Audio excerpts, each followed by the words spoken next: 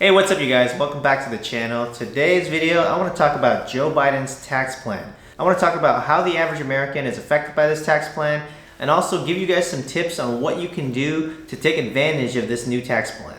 So a lot's been going on in the last couple of weeks and we still do not have a 46th president, but for this video, I'm going to assume that Joe Biden has won the election and he's going to be inaugurated on January 20th, 2021. Now, Joe Biden has already talked about his tax plan during the debate and during the campaign, and it doesn't seem like it's going to affect most Americans. I do want to spend some time today to talk about the things that do affect the average American. These are things that are going to affect people like you and me, people with families, people who are single, people who aren't making millions of dollars a year, so make sure you guys stay to the end of the video. So the first thing I want to talk about in the tax plan are related to tax credits. And so Joe Biden wants to increase the child tax credit from $2,000 all the way up to $3,000 during this pandemic. Now, it's unclear if this tax credit is going to go away down the road or if it's going to stick around for his entire presidency, but Donald Trump's tax credit today is $2,000 per child. What Joe Biden is going to do is increase this tax credit all the way up to $3,000. He's also going to do a little bit more. For any child under 6, he's actually going to give an additional $600. And so for every child you have for that tax year under the age of 6, they will be worth $3,600 in credits. Now, if you guys didn't know, back during the Obama days, the child tax credit was actually only $1,000 per child. And so Donald Trump increased this to $2,000, and now Joe Biden is proposing $3,000 for anyone under 17, and if they're under 6, it'll be $3,600. That's a pretty sizable increase considering these are credits and not deductions. Another thing Joe Biden is doing is he's expanding the Earned Income Tax Credit, EITC. Typically, this is given to really low earners, and if you have a child, you'll actually get additional money for every child that you have. And if you're childless, you would get a small portion as well if you made under the threshold. He's expanding this to senior citizens or anyone over 65, so that way they can get some credit as well. Another thing that Joe Biden is going to be doing is also increasing the child and dependent care tax credits. Today, as it sits under Trump's tax plan, it's $3,000 per year that you can use towards dependent care. Joe Biden is proposing to increase this all the way up to $8,000. And if you have multiple children, you can go up to $16,000 in dependent care tax credits. This will help those husbands and wives that both have to go to work and have to send their kids off to daycare. Now they can claim up to $16,000 in tax credits if they have multiple children and they spend that much on daycare. Another thing that Joe Biden wants to do is actually eliminate up to $10,000 in student loan debt. Now, prior, if you were to write off any kind of losses like this, you would actually have to claim it on your taxes as a loss. It would actually count as almost like income. But Joe Biden is actually going to wipe that $10,000 completely off the table and also not count it against you in your taxes. So if you have $10,000 or less in student loan debt, most likely it's going to be forgiven and it's almost like it never even happened. Another thing that Joe Biden is proposing is a first-time homebuyer tax credit. So Joe Biden and President Obama did this back in 2008 during the mortgage crisis. Since so many homes were going into foreclosure and nobody was buying homes, they wanted to incentivize people by giving them an $8,000 tax credit. In this new bill, Joe Biden is proposing a $15,000 tax credit for first-time home buyers. Now, what this means is if you buy a home, you can actually get back $15,000 on your tax return in a form of a credit, and you actually don't even have to owe $15,000 in taxes to claim this. If it's anything like the 2008 tax credit, it's going to be 10% of the purchase price or $15,000, whichever is lower. So if you bought a house for $300,000, 10% of that is $30,000. You wouldn't get $30,000, you would get $15,000. But if you bought a house for $100,000, 10% of that is only $10,000, and you would only get $10,000 credit in that case. Most likely it's going to function just like the 2008 tax credit, and that's how it's going to work. So basically that's all that I can find that really affects the average person. There wasn't much else out there besides corporate tax that I'm not going to cover in this video. Now, there are a lot of things that are unclear about this tax plan that we're going to have to wait and see what actually happens. On the surface, if everything holds true and we keep Donald Trump's plan and Joe Biden just goes in and modifies a couple things, then yes, we're going to see a tax decrease. But I doubt that's going to happen. I imagine things are going to kind of go back to the way things were when Obama was president. For example, the standard deduction is unclear on what's going to happen. Donald Trump raised the standard deduction when his tax plan went into place to $12,000 for an individual and $24,000 for a married couple. And prior to that, it was $6,350 for a single and $12,700 for married. But on top of that, we had exemptions for every child that we had.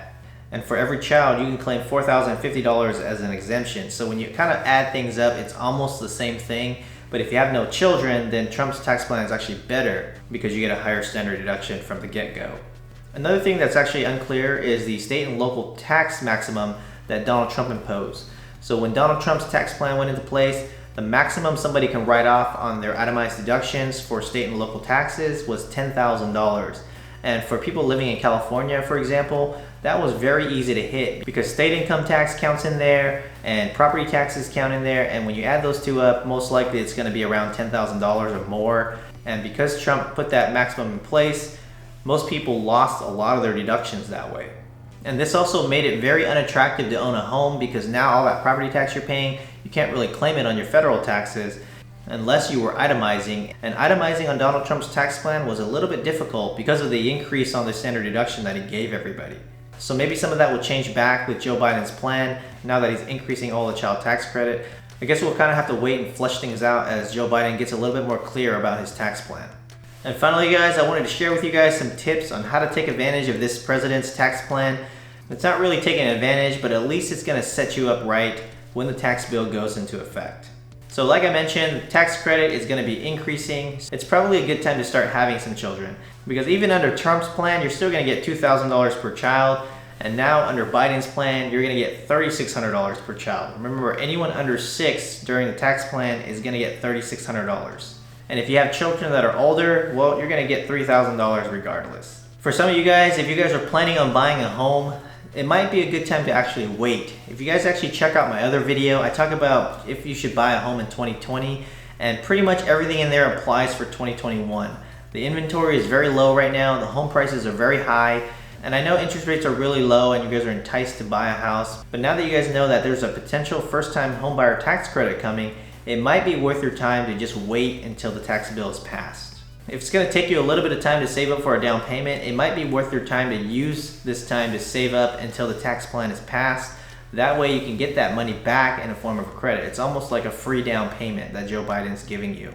And then earlier I mentioned about student loans. If you guys have student loans under $10,000, it may be worth your time to just wait it out a little bit.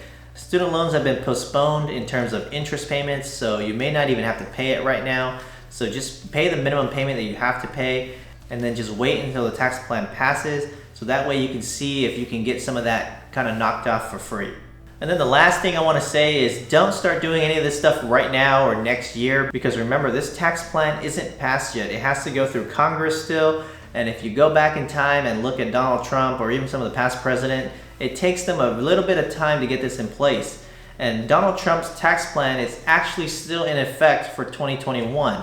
Joe Biden's tax plan is most likely going to be effective only in 2022 moving forward. So you're going to have to wait until 2022 to buy your house, and you're probably going to have to wait in 2021 to figure out what's actually going to happen if your student loans are going to be forgiven or not.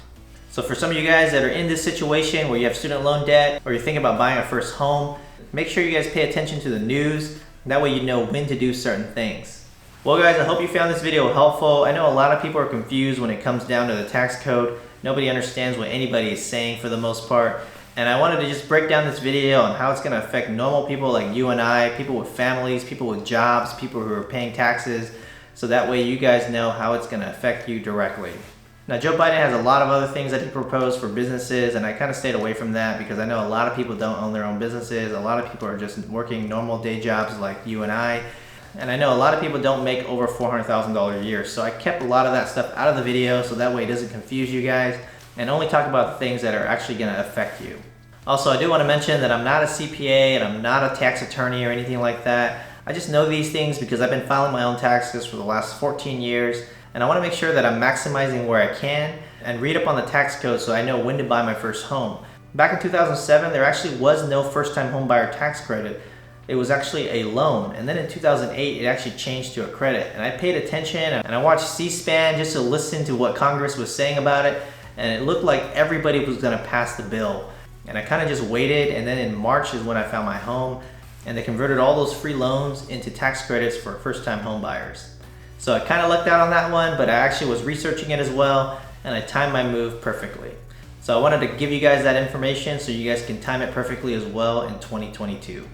If you guys like this video, don't forget to hit that like button down below. If you guys have friends or family that are thinking about buying a home or have student loan debt, make sure you guys share this video with them so that way they are informed and they make the right decision.